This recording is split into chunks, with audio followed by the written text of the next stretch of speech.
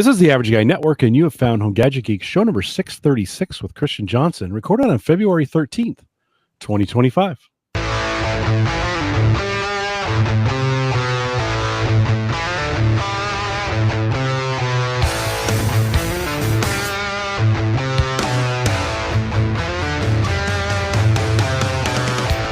Here on Home Gadget Geeks, we cover all the favorite tech gadgets that find their way into your home. News, reviews, product updates, and conversation, all for the average tech guy. I'm your host, Jim Collison, broadcasting live from the AverageGuy.tv studios here in a super cold -4 this morning. Bellevue, Nebraska, whatever they call that polar vortex thing has come in. I am under the weather, but I also have the hoodie on to keep me warm because it's freezing. Christian, hopefully the weather's a little better in your neck of the woods. True or false? It's been a little bit bipolar. So we had fairly warm weather and then snow, and then it kind of melted pretty quick. So it hasn't been too bad overall. Typical February, right? Yeah.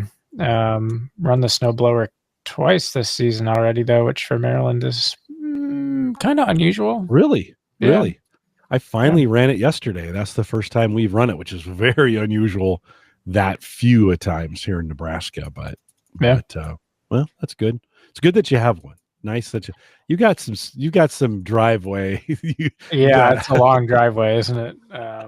But interestingly, I inherited quarter ownership in a snowblower when we bought the house, and so 4 neighbors that were like part of the original homeowners, builders on the street did this kind of setup. So the snowblower kind of rotates its way around to the 4 neighbors, and we each kind of take our turn with it, and it works. It's a errands. It works great. So and I haven't really gotten my third garage request fulfilled in my dream world yet. So it's, I don't have to store it in the garage with the other cars. So it's good. It works out. Good. That's unusual to get, 4 neighbors to share one snowblower. Yes. And make that work. On our street, everybody's a little over the top about clearing each other's driveways. So if you don't get out right away, chances are you don't get to clear it. That's kind of the neighborhood deal here. All the guys are out there, suited up, clearing dry, which is very, very nice. It snowed, excuse me, 4 or 5 inches yesterday, and 2 of them were already cleared when I went out because my neighbor had done the first pass. So anyways, we'll post a show with some world-class show notes at theaverageguy.tv. Big thanks to our Patreon subscribers. If you are one of those and maybe you thought I disappeared over the last 4 weeks, we're back. And check out, you can be on the Patreon team if you want to, theaverageguy.tv/Patreon. And don't forget to use those Amazon affiliate links right through the front page. There's a little red sentence that says we're an Amazon affiliate. Click on that. You didn't need to do anything else. And whatever you purchase will help the network. Big thanks to Mike Weger, who was on 4 or 5 weeks ago, whatever that was. Surprisingly, he's back next week. So I've been gone that long that we've got Christian and Weger back to back, and he'll be here live next week. Hopefully I'll be cleared up. My voice might be bad, but I know somebody's eyes who are a lot better. Christian, where's the glasses? What happened? Yeah, I finally got over myself and decided to go in the chair for bladeless LASIK. Ooh, that scares me to death. It took me a while to get over it. Yeah. I'm glad you seem to be afraid of nothing. And if you were a little hesitant about this, makes me feel a little bit better, because I can't deal with things touching my eyes. I probably still couldn't do it. Yeah, well, this will make you feel even extra better then, right? Because so from how did I get here? We were on vacation not too long ago, and we were getting ready to go out snorkeling, and so I popped my contacts in, because who wants to wear underwater snorkel gear over glasses? No one. But I typically wouldn't wear my contacts very frequently because I'm working on a computer screen all day, and they dry out after a couple hours, and then you just feel like you got to claw your eyes out. So for whatever reason, after the I popped them in from the snorkeling trip. I got really frustrated at how much better my vision was with the contacts in, just in terms of like color and kind of just overall just crisper.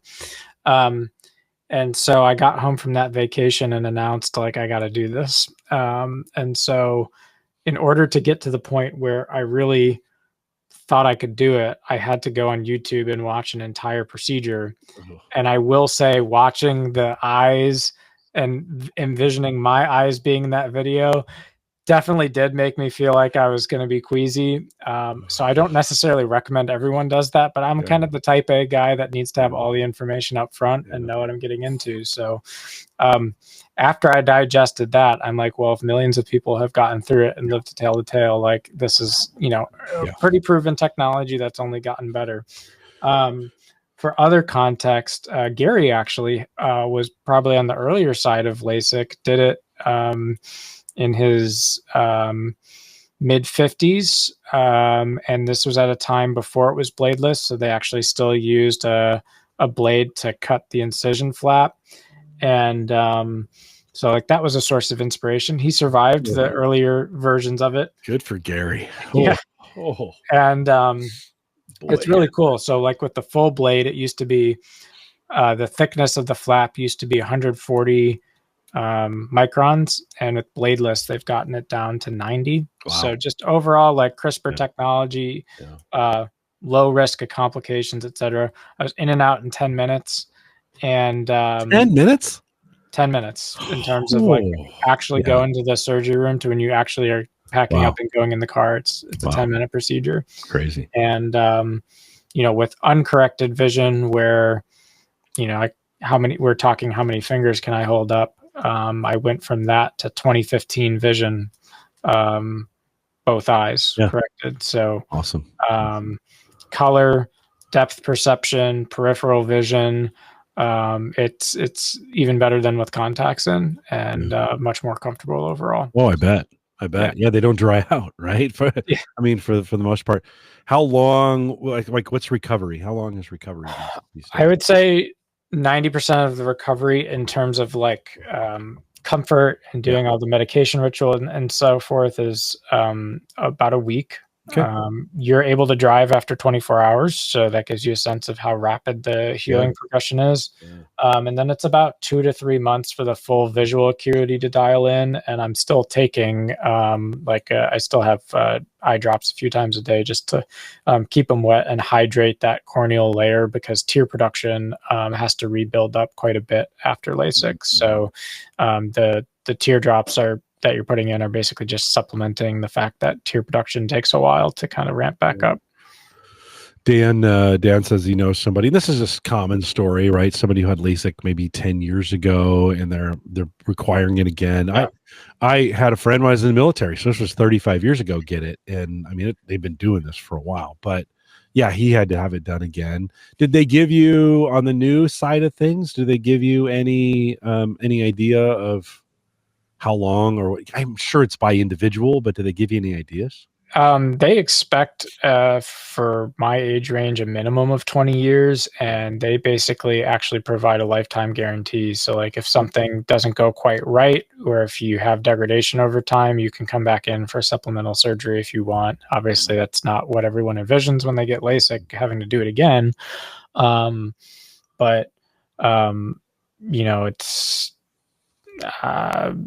to me, it was a no-brainer decision, and it feels validated after having gone through the process. Like even if I only got 10 years out of it, like fantastic, great. That'd be great. Did you have to change anything with flying and your pilot's license and some of that stuff? Does that change any of that? Do you have to take any new tests or anything? No, at some point I'll, so I have a third class medical license for my pilot's license. And so when that has to get renewed in another 2 or 3 years, they'll recheck my vision to make sure it's within standards. Other than that, at some point I should probably go to the DMV and have them remove the corrective vision restriction on my license. But nothing special there in terms of immediate recertify. Okay. Yeah, they gave me a 30-year warranty on my prostate when they took it out. They were nice. You're not going to need a surgery again for 30 years. So I was like, okay, that's nice. it's nice to know. So, those guarantees are helpful when we're doing stuff like that. Well, congrats on that. That Christian, I never. Everybody's like, oh yeah, and I'm like, oh no, I'm comfortable with glasses. I've had them my whole life. I think I'll be okay. A baby, mom and baby doing okay so far. Yeah, we're getting doing close, great. right? Yeah, we're about 5.5 to 6 weeks out. Yeah. So Yeah, good. close.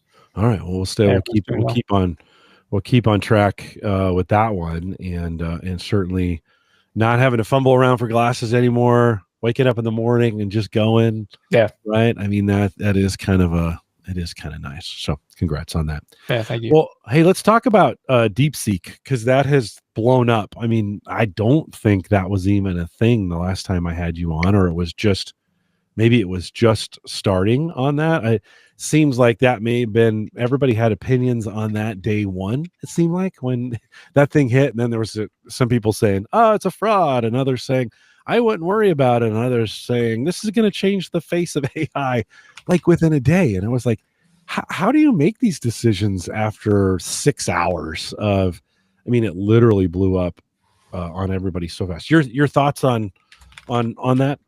Yeah, I actually think it's really fascinating in the sense that this is what I love about technology, is the unexpected disruptions. And so, when you talk about the kind of maturity curve, the hype curve, et cetera, like DeepSeek was a really cool moment when you think about it, because it caught everyone off guard. And I mean, everyone. And an easy way to measure this is just how badly semiconductors got flushed in market capitalization in like a 24-hour period of this being announced. So for context, right, like NVIDIA, which is arguably the largest semiconductor holding within a semiconductor ETF fund, they wiped out $600 billion in market capitalization in a single day. It was the largest wipeout of market cap in US stock history by like 3x. I think like 298 was the previous record for one day, one stock market cap wipeout. So like just monster recalculation and reassessment of what that really meant. And may have been too high to begin with. Maybe. Yeah. We'll see. The profits have been amazing. Like they have stunning earnings. So that's true. Yeah. It in some ways it does has historically justified their high valuations, but the main calculation, or the main thing that really unnerved people about DeepSeek, is that when you're going head to head with all the bells and whistles, comparing a DeepSeek to a ChatGPT style algorithm, they have very similar compute requirements. However, there's a lot of cases where the DeepSeek model can be slimmed down into basically a more tailored mode of operation that makes it insanely more efficient while getting very similar results to the kind of the full Ferrari. So, I liken it to the difference between driving a Mustang in EcoBoost mode versus turbo mode, right? Like the car can do a lot of different things. It can go fast or it can go efficient. And when it goes efficient, you're still going to get 80% of the performance, but you're going to use 40% less miles per gallon, right? And that was basically the exact moment DeepSeek had in the AI industry. And this is the type of thing where winners and losers are really battling it out in the AI space, right? Because I think the historical model in the last 6 months it has been that huge CapEx and capital investment in data centers, power, chips, the new rack types, the density of those racks you can land, the size of the data centers. I mean, it's really just been a game about how much compute am I going to be able to get online. And, a lot of people saying we don't even have like the US power grid infrastructure to support all this stuff that's coming. What are we going to do? And so, the one mindset has been kind of really throwing deep into capital expenditure to try to keep up. And then what was so earth-shattering about DeepSeek is that, well, maybe we don't need all this capital expenditure at all, which is like why is part of why it was so earth-shattering for the market, is because like people are throwing hundreds of billions of dollars into these investments. And I'm not saying this is true or false, but let's just say in the long term, you reduce the amount of hardware you needed by half. That would be a stunning change in a relatively short period of time for how much compute you need to achieve sophistication in AI. So, it really was a big deal. And you're seeing like that would impact someone like NVIDIA, who's trying to sell a lot of racks of Blackwell chips into data centers, et cetera, H100s, H200s. But, it explains things like, well, why is Meta going off to the moon, right? Because, they're still doing CapEx investments, but they made a very interesting play, unlike Open AI, where their models truly are open source AI. And so people are like, well, how did DeepSeek literally come online in like a year and a half and start taking names? And well, the answer is that they used a fair amount of the technology from the open source Llama model that Meta developed. So it's very validating to Meta's strategy. And so you're going to see like shifts and where people are thinking about AI investment, especially into more like you'll see rotation into software names and names that are going to be more adaptable or versatile with the algorithms, and less about maybe necessarily just the biggest, baddest hardware compute platform you can get out there. So I think that's really interesting, and that's a really important development. And if you kind of go take a step back and think about kind of the two models of how you could go about AI, most people have had this kind of what I call the big brain AI model. And the big brain AI model is that you have one giant centralized brain, which is your, racks and racks of H200s and dozens of data centers. That's kind of the big brain model, so to speak. And then you have this second model, which is we can carve off slices of the AI brain and put it in a bunch of different small, different size form factor, different size compute platforms, and specialize those brains for those specific tasks and do them really, really well, but still do it in a way that has some level of general sophistication, even though it's efficient or particularly good at set tasks. And so I think most people were getting very bought into the one big brain model. And now DeepSeek has really made people like kind of think twice about, well, maybe not, or maybe not for all of the things, right? Yeah.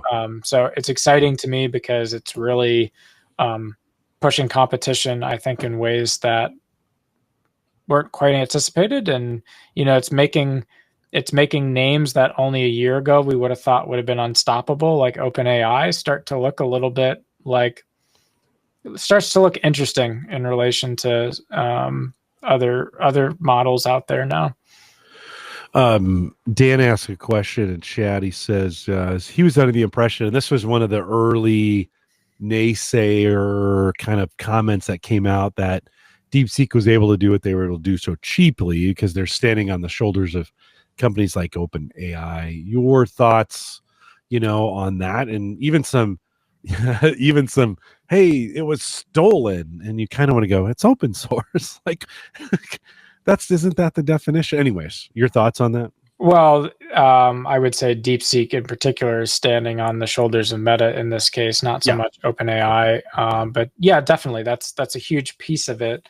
But Meta, because it's an Llama model, right? They're right. The open source models that Meta has put out there are very available. You can, if you download LM Studio, you can just pull those in and interact with them. Like you can do those local. which is kind of cool. In fact, Deepseek is available today because it's open. It's available today through LM Studio. You can just pull that in. And there's other variety of ways. I just found LM Studio the easiest thing to use to do local AI with. And so you can, those models are all there, as well as I think Microsoft's got a Phi model that, if I don't know how they pronounce it, but anyways, sorry, I interrupted. You keep going. Yeah, so like there's definitely the one piece about standing on shoulders of giants, but you know, if Meta had that all figured out, Meta would have just done it, right? So like there is still something unique that I think is important, which is that Deepseek challenged some of the fundamental assumptions that big companies with big dollars were making about what is the right way to go around doing training of these models. And so the fact that they have optimized the approach on model training, that really, and so they have a technique that's called basically inference time compute scaling. And that allows the model to basically, you can think of it as scale up and scale down the amount of nodes it needs to do a given task based on what it's being asked to do, versus always having the model like full on with full training data, etc. And so they really figured out a method for managing the training model in a way that others kind of dismissed. So I think that is something that's unique, that, puts it beyond just, oh, they took something in open source and called it Deepseek. Like it was a bit more than that. One of the things that's been helpful for me with AI is kind of just reading the documentation in the open source community. I joined the Alama Discord group and have been kind of following the comments. I don't understand everything they're saying, but it has been really, really educational just to read what people are saying and what people are doing. And it gets me thinking kind of what you've been talking about. The way I've been thinking about is the modularization of AI, and that it's the kind of training these smaller models, then they begin to work together at times, kind of based on what you're trying to achieve. You also see in the open space this incredible specialization of AI, these AI models. One of the things that's been interesting to me is the size of them. So, running one locally, the ones you're running on the web are billions, right? And you can't, I've tried to run a 40 billion model. It just doesn't work locally. It's like even the computer will warn you, like, you could download it. I mean, the size of the model is downloadable. You just can't run it. But the 1, 2, I've run some 7 billion models that seem to work well. But Christian, that's been helpful for me. I wouldn't say I'm an expert, but it begins to get me into the speak of what's being talked about, how they're maybe like, this one is specialized for code in this way, so it can do these kinds of things. Have you tried any local? Have you tried to run anything local? Are you involved in that in any way? I haven't, which is kind of shocking. To be honest, there is some stuff that I have wanted to do for local modeling, like even really basic stuff like the transcription models, and being able to do audio video processing locally without any cloud connectivity is very interesting to me. So there's stuff that I feel like I should be running, and I do have the hardware locally to run it.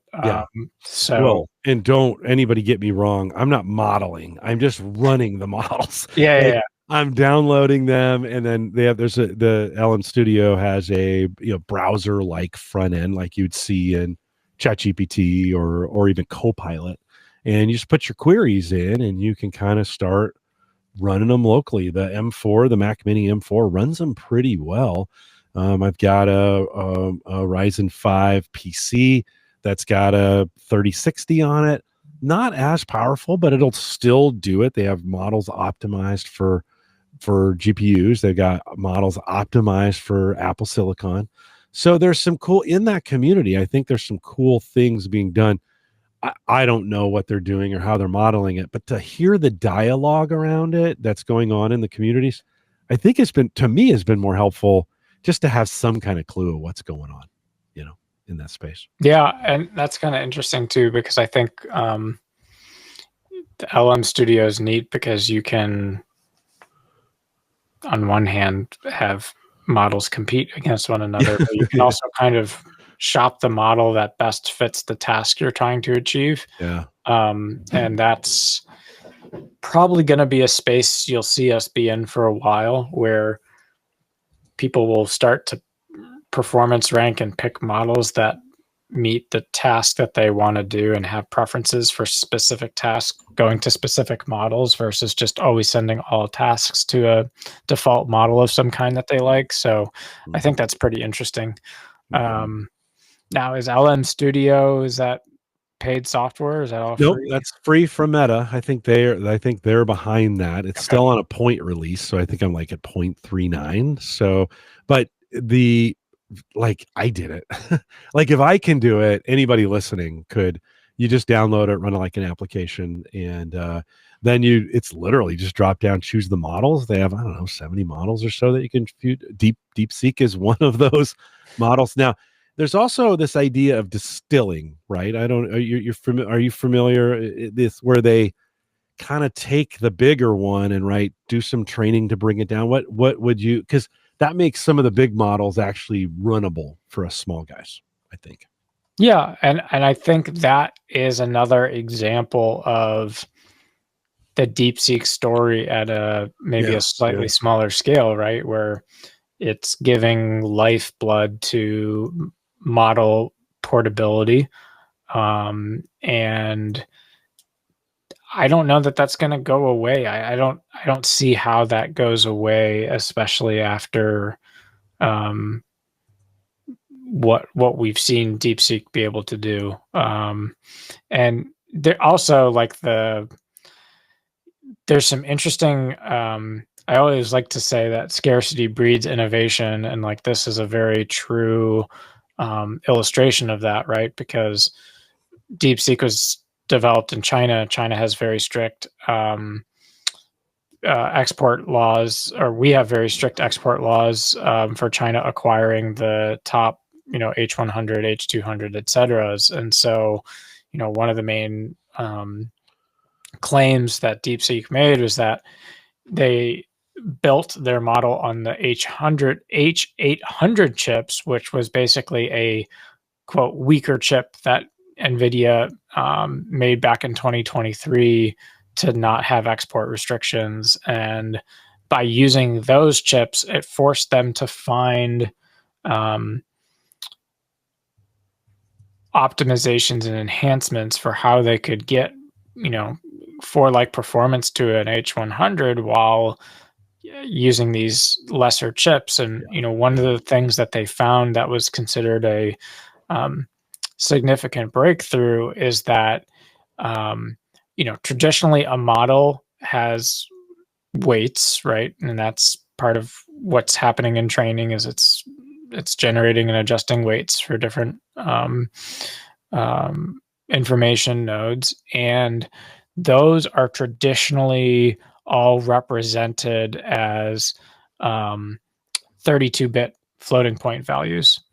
And so what was interesting was that they changed their training approach to only do 8-bit floating point numbers, and then they would only scale up to 32 if the calculation required that level of accuracy. And so that just allowed training to be faster without having to have the same level of compute that you would ordinarily see. And so it's almost like, in many ways, a majority of the techniques they implemented aren't necessarily new or going counter trend to how the other big dogs are doing it. They just really had to figure out how to thrive in the face of scarcity and get some of those optimizations out that really added up when you kind of put that into full focus of what they're trying to do. So that's very interesting to me. Well, necessity is the mother of invention, right? And so when you're forced to innovate, that's look at the organizations that were supporting AI in the United States have no lack of money, right? I mean, these are all companies that were like, open the coffers. Like let's make. They almost competed against each other at times to build bigger, faster. It was almost like that the hardware part had run away from itself a little bit. Nobody was asking the questions like, it's kind of like muscle cars in the 60s and 70s. They're like, hey, could you make them more fuel efficient? Well, yeah, but why would we? Why would we? Gas is plentiful. We can do all the, everybody wants a muscle car. And so you just kind of got that feeling like, why would we want to do it cheaper? And then, of course, you see this. I kind of find it hard to believe nobody saw this coming, right? Type deal. Like nobody was thinking about it. But sure, the market sure acted like it, and the press sure acted like it, and the technology folks sure acted like it. So, I mean, that's one of those things where you kind of go, oh, there's smoke, and there must have been fire there as that happened. You ever think, Christian, like, okay, one of the complaints was, oh yeah, we're training AI models off other AI models. And do you ever think someone would be devious enough to plant something in their own AI model that if it tried to train off of it, like, it's absolutely there? You think? Absolutely. Like that. That to me is not even. It's got to be happening, right? In some way, some form or fashion. I mean, I'll put it this way, right? It's like a watermark. It's no different than just the generic concept of adversarial machine learning. It's just more cagey in the sense that, the model itself would appear innocuous until it's not. So like you're not trying to pollute the model with data. You're using the model to pollute other models, which is kind of sweet. But it's a poison pill, right? It's a poison pill. It's there. Yeah. Right. But nobody else does. And then an AI goes sweeping across it, and all of a sudden it ingests something that causes the thing to right? Yeah, no, right on. Yeah. I think it's I think we got to be coming up. It's either happening or we got to be. You hear this with the various, this open stuff is great. If it does feel a little bit like the early days of the open internet when we were all happy just to be out there doing things and everybody was doing this for good reasons. And then of course that changed too and went 100, I shouldn't say 100%, but went more business model than open from that standpoint. I think we got to be heading that direction, right? Where it's going to get, because these things are going to start making a lot of money. I would imagine, right? And then all of a sudden the openness, all the fun and games of the openness are over. Yeah. Well, it's almost like it goes back to the age-old argument of like when to open source and when not to open source, and what are the pros and cons of contributing to open source versus owning your own supply chain versus protecting your IP versus letting everyone crowdsource the IP. And so to me, like, it's just even more in focus now because in some ways the stakes monetarily couldn't be higher in people kind of making that decision, if you would. So well, interesting times from that perspective. That, let's just say, as an example, Deepseek fundamentally changes what we're doing from a data center perspective, and all of a sudden the brakes are applied, and we begin to see some of that stuff maybe coming back into the market, like where it had been, again, prices had gone up, things were getting ridiculous again, not necessarily like the crypto days, but kind of like it in some ways. Do you see, over 2025, will that help the average consumer be able to have access to some of those maybe components again, or maybe not the average consumer, but maybe the average business owner or the average, university that's trying to run these things locally or something along those lines, getting access to some of that equipment? I certainly think so. I mean, I don't think generally the more access people have to equipment to experiment and try things, the more possibilities fall out, right? So that makes sense to me. And also, I mean, especially when you think about it in terms of like academia, like a lot of the cool stuff that happens in technology as a result of people tinkering in academia and getting access to try stuff. So, what do you think, Christian, is the most right now? What's the most helpful that's come out of this AI movement of the last couple of years? When you think about what's the best of it, what do you see as the best innovation coming out of it? Because it's doing a lot of stuff, but what's the best in your opinion? It's a really good question. I think the question is somewhat curtailed to the person and what their kind of interests or life story is. But I mean, at least for me personally, like, and I guess the generic statement that can be applied is it's fundamentally changing the way people are working. Yeah. And I don't mean it in the sense of AI is coming to replace everyone's jobs. I mean it in the sense that AI is accelerating productivity in ways that we don't even fully understand or have measured yet, right? So like, I'm a software engineer. Software engineers historically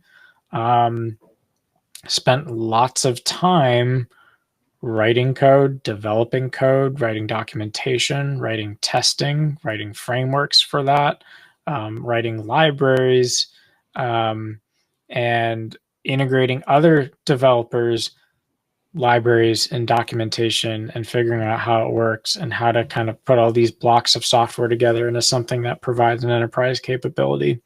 And the fact that a simple task, right? It's like, let's say I'm looking to integrate a new open source library that I've never used in an application before. I'm probably gonna have to spend, historically, I would spend several hours just reading through the documentation, understanding the APIs, understanding the use cases, the limitations, the feature set. Like, all of that goes away really quickly when you can just tell a model, like, write me a program or a function that does X using Y open source library, and or, hey, I don't understand this code segment, explain it to me. Like, when you get down to that level of like, yeah, do we have AI trusted to do these things without any verification? No. But I think it's certainly accelerating my productivity. It's accelerating the software development industry's productivity manyfold. And it's also, I think, increasing the imagination space, if you will, right? There's just going to be, for what a human brain can process this information and come up with permutations, and the computer is just going to be able to do that so much faster. There's already like I try to remember the full example. There was one for, I remember if it was genome sequencing, where they are basically, they're running through a bunch of different models to try to see if they can find new immunotherapies based on just like different types of DNA analysis and chemical compound analysis. And like, AI came up with like 15 on the spot that had never been explored before, that weren't just like BS hallucinogenic things, but like actual legit things that people are now spending a ton of time and money following up on. So it's an idea board. It's a productivity accelerator. I think those are maybe the two biggest categories I ascribe to it right now.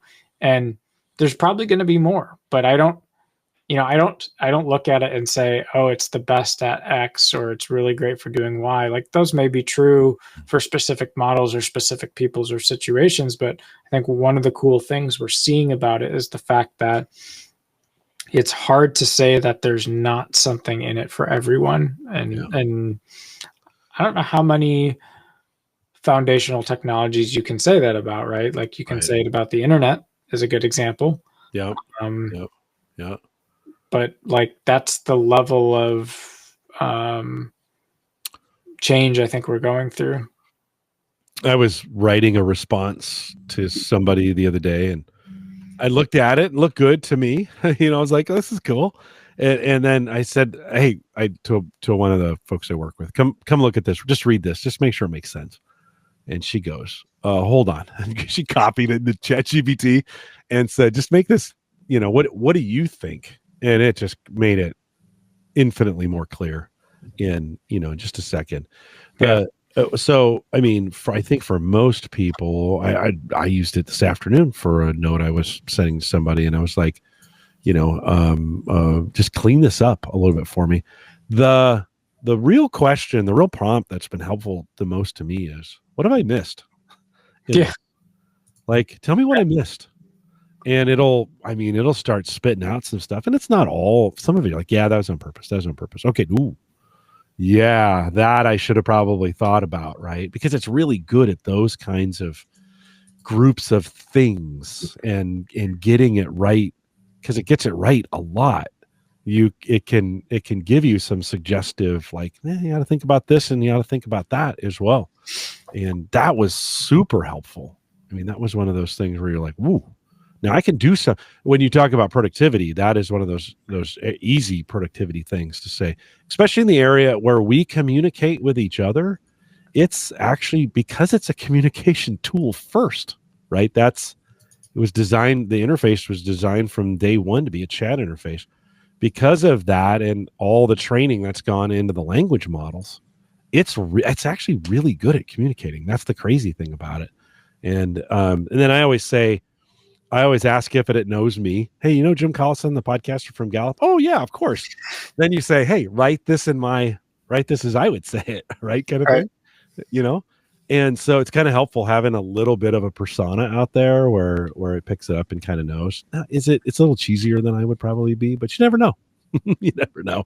Well, and I think the other thing that you called out is, like, for me, like, scenario development, right? Of like being that sounding board or that rubber duck or that kind of like back and forth in a way that's much more limitless in some suggestion, and compared to like doing that with a human, right? You can do it with a human until you get tired out, or I need food, or I'm tired and not thinking, or my expertise is limited to these areas. And like for AI, like it can rubber duck in a much larger space for a lot more time and a lot more endurance than what a human can rubber duck for. So I think that's actually really a cool or unique aspect of that. And then it speaks to the kind of, when I talk about the that kind of inspiring new directions piece, it can be a collaborative process between the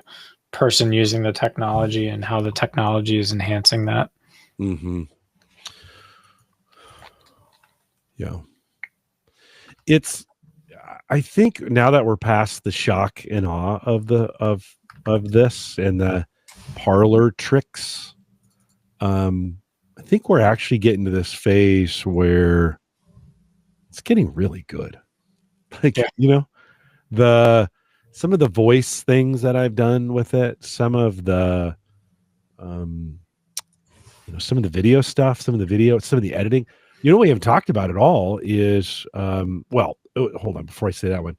What would be awesome, it could be listening to this entire conversation between you and me, and then we could ask it that question.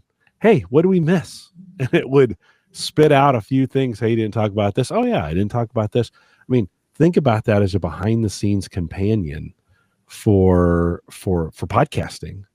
And then think about translations. I mean, this is an area, again, because it's a language model. I think this is the beginning of the universal translator, so to speak, that we saw in Star Trek. But I think the translation bits, because translators have traditionally fallen down because they, on the back side, they transliterate, they don't translate. Yeah. And a GPT that running through saying, okay, this is the transliteration, now make that better. Mm-hmm. Oh, that's what a GPT is designed to do, right? They're so good at that. So I think we're coming to a point where, and I don't know why we don't see more of these yet. Maybe they're holding them back. I don't know. But the translations bit, I did a translation at work of my voice in another language, and it did the translation for me. Like, that's crazy, dude. To hear myself speaking Portuguese in my voice, that's pretty close, you know? Yeah. Yeah, that's pretty wild. And the accuracy of the voice not sounding robotic is only going to get, I mean, it's I think we're already there. I think we're already there. Yeah. Yeah. But it's like you can still see little bits. Yeah. Little bits, or like in a video where they're now having AI trying to basically create full feature films with just seed ideas, and you can tell a little, there's still things you can tell. It'll be interesting to see how long it takes to kind of smooth that out, if you will. Yeah. Yeah. Well, it's never a dull moment when we get together and spend some time talking anything about AI, anything. All since I have a GPT sitting right in front of me. Anything else that the Christian bot would add to the AI conversation here? That's a good question. I'm sure. You were my GPT before GPTs existed. That, right? I think you raise an interesting question of what it looks like for models to train human representation models, if you will, especially for I've seen some funny skits around the Jim Collison AI model taking a work meeting because actual Jim Collison is off doing, God knows what, right? So I actually don't think that that's as crazy an idea as maybe people think, that will weirdly become a thing, or at least people will play with it. Well, what if I was a bot now, and I set up this, hey, I'm going to do a podcast with Christian Johnson. You're going to talk about Deepseek. I want you to ask some questions, do the opening like this. I do this, since I do the opening the same way every time. Right. There would be plenty of opportunities for it to know the relationship between you and me if it just reviewed all the podcasts we've done together. It would really be able to kind of kick it off, get it going, interact with you. How do you think say we get all the technology worked out, and it's smooth video and it looks like it is. How do you think you would know, or what would you look for in that setting that may lead you to believe you're talking to a bot? Well, you made some comments. I put some articles out there in the early days at theaverageguy.tv that were AI generated. Yeah. You caught them pretty fast. Yeah. You were like, what is all that? Am I just testing it? I just want to see, I'm just trying some things out. I kind of want to see what Google does with them and some of those kinds of things. But in that scenario, what would you look for that might tip you off to, oh, this isn't actually a real experience? I think the easiest one right now would likely be empathy.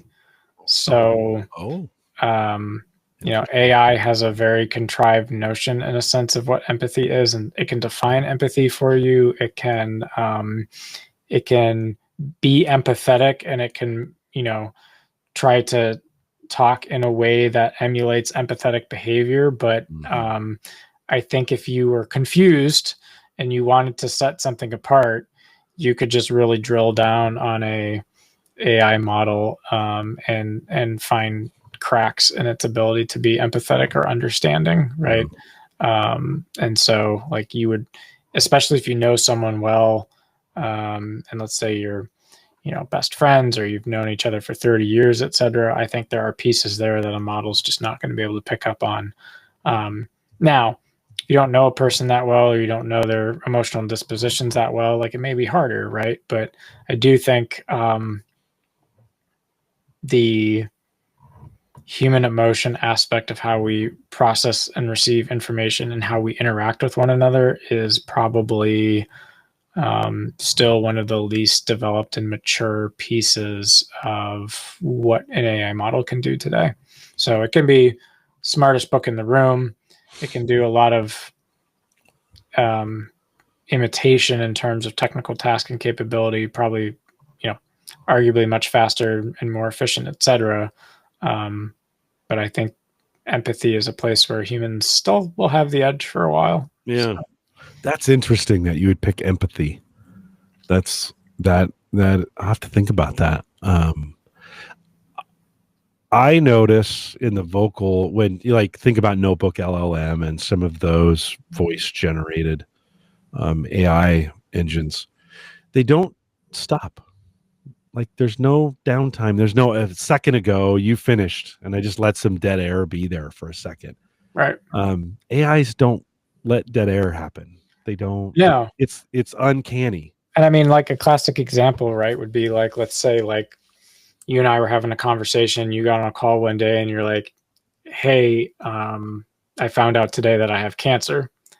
Well, an AI, at least a default AI today, would be like, "I'm really sorry to hear that. Here's 3 recommendations for, what doctor to go to and what supplement." Yeah. It would immediately jump into trying to solve the problem, as opposed to the empathetic thing might be some silence and some, "Wow, that really sucks. How are you doing?" Right. And so those tells are going to be there for a while, I think. And, even if you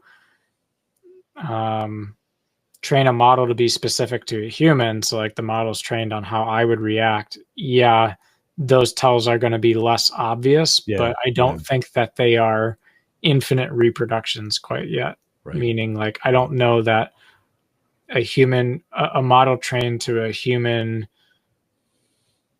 engagement would necessarily get to the level of depth that people can have in those situations. And that can certainly change, right? I'm not saying that that's an impossibility by any means, but I definitely think it's something that is a clear delineator, at least right now. Well, the gap in, a minute ago, a couple minutes ago, the gap was because I was thinking about, I wanted to say something, but then I kind of forgot, and I was like, okay, it'll come back here in just a second. Let me give it a second. And the AI doesn't do that. There's no wall time. No, it's ready for the next. It's kind of ready for the next question. When I was first getting hired at Gallup, and we had this selection interview, was over the phone. These are human interviewers, but they do the same interview, 8 times a day, 5 days a week. They're really good at just reading the question. They can't interpret it. And I swore that was some trickery in a recording, or is this somebody real? Is this fake? Right? No, it's a real person. They were really, really good at it. In normal conversation, the AI seems that way to me. It's just really good at a conversation because it's thinking so much faster than we are. It's starting to line some things up, and it also doesn't stop for a second and go, is that what I really wanted to say? It doesn't have that kind of, yeah. It's one of those tells. Early on, the tell was, let's delve into that word delve. Nobody uses that word delve. Stop using it. And the dashes and some of the other things that were kind of associated with it. But in the vocal AIs, which I think is the next, I think there's some things, I think so. I think there's some things coming, setting up with that. By the way, I asked ChatGPT, I was having a conversation with you about Deepseek. What should we cover? And it said, well, you should spend some time thinking about the origins and vision. You did that a little bit in the very beginning. The technology and innovation around it. We talked a little bit about real world applications, what really happened in that space. Its competitive advantage, which is cost, right? Future trends and expansion. We didn't spend much time talking about AI ethics and responsibility, but it gives you this really good list. I mean, this is not a bad list. We kind of followed it without necessarily having it. I just asked for it now. So it does lists pretty well, that kind of stuff. It's pretty good at that stuff. Any other thoughts, Christian? No, I like where we went with that. That was good. Cool. Well, if you want to check out that LM Studio, free personal, there's a business model if you're a business and you want to use it for business. But I think they're really just trying to make that kind of the open source tool front end for all those free models. And it's not just Meta that has them out there. Microsoft's got a couple. I think one or two of Google's is out there, and then DeepSeek is out there. So if you wanted to give that a try, I don't know if most people can run the full model, but they've got some distilled models down that you can try out. I think for most folks, you don't have to have a lot of power, but you have to have some. You're not going to run this on on an older. They say on their website, yeah, just grab your laptop, it'll be fine. Like, you can kind of tell, and you don't see this. This is one of those things, Christian. You never see it on the web versions because they're all juiced up, right? Those web versions are all amped up and juiced up. You never see a delay. I mean, the writing might to you seem a little slow. If you took a big model and put it locally, it's like a word, a minute. I mean, a letter a minute. It'll just go punk. You just see it plopping, and it's the weirdest. That's the weirdest experience. I was like, oh, yeah, I've overloaded. I have definitely. How long? I mean, when was the last time you can say you like pushed your computer too hard? Yeah, I can't. Yeah. It's crazy. No, right? You can do that. Yeah, you can do that with an LLM now. So check it out. LM Studio, LM, just the letters L and M, LM Studio, and check it out. Just be careful as you download these models. They can be a little large. And so just you want to have some disk space. And of course, the faster the disk space, got to say that carefully, the faster that is, the better off you are. And then, of course, this is why it works so well on the M4 is because of all the integrated memory. So, Christian, thanks for coming on. Next time we see you, hopefully we'll have some great congratulations for you as well as that's coming. I'm going to give you some time off now. I wanted to get you on and then give you the next couple months off. We'll check in with you when things all get. As a parent, what's the thing you're most excited about, and then the thing that just scares the bejesus out of you? Like what's out there? I think you'll be honest with us. Yeah, I love new adventures, so I think for me, just the adventure of bringing life in the world and learning all the joys and challenges of that. Like, it's pretty great. Sounds great. Thing that scares me the most is just it's probably going to go really fast, and I already live a pretty fast-paced life as it is. So figuring out how to slow down in the right places is going to be hard for me, I think. Yeah. And does it scare me? No. Does it give me? Do I spend some time thinking about it? Definitely. So a little bit anticipatory for that, but I think overall net we're pretty enthused. So. Good. Well, we're pulling for you and all those things you're supposed to say for somebody going through that. It'll be great. It's exciting and scary. And I remember for me, I remember we were at a military hospital. I was in the military when we had Phil, my oldest. And I remember we walked over to the nursery, and they had a big, in these days they had, glass windows in the nursery, and the kids mostly stayed with you, but you could send them back to the nursery too. And we walked over there together and looked, and I just started crying. I was like, I can't believe, oh my God, it's so awesome. And now having grandkids is even better because they're not yours, but you can kind of treat them like they're yours. I bet your parents are pretty excited. Oh yeah, definitely. Yeah, Marina's as well. Yeah. So, okay, well, we'll say good luck to you. Hang around for a second. Let me close this thing up, and then we'll do a little bit of a post show. Just a couple reminders if you want to join us in the Discord group. That's where I post when the show's live and all those other good things. theaverageguy.tv/Discord. Leave a message. No, don't leave a message, but you can, if you want to. No, I'm not even going to say that part. See, AI wouldn't have done that. It wouldn't have realized. It wouldn't even have made this mistake to begin with.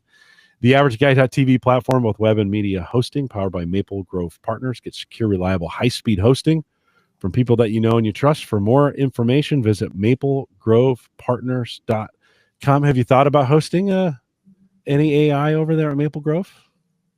Any thoughts on that? We haven't actually. I don't know why you need to, just to be honest, unless you had a niche. Yeah. Right. I would agree with that assessment. We might get into things that look and smell like different types of storage solutions than traditional web and media hosting at some point. But yeah.